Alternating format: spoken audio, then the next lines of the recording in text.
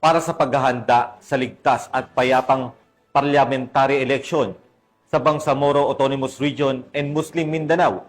Malawakang checkpoint operation ang isinagawa ng Kidalpawan City Police Station.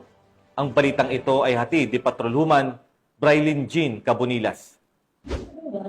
Pang checkpoint operation ang mga tauhan ng Kidapawan City Police Station sa Barangay Poblasyon, Kidapawan City, North Cotabato nito lamang ika-24 ng Setyembre 2025. Pinangunahan ni Police Lieutenant Colonel Dominador L. Palgan Jr., Officer in Charge ng Kidapawan City Police Station, ang nasabing aktibidad. Ang naturang operasyon ay kabilang sa paghahanda sa nalalapit na parliamentary election ng Bangsamoro Autonomous Region and Muslim Mindanao upang matiyak ang kaligtasan at kaayusan ng lungsod. Layunin ng nasabing checkpoint na masiguro ang kaligtasan at seguridad ng mamamayan sa anumang kriminalidad. Mula dito sa General Santos City, ako po yung PNN correspondent, Patrolwoman Brailyn Jean Cabonilas,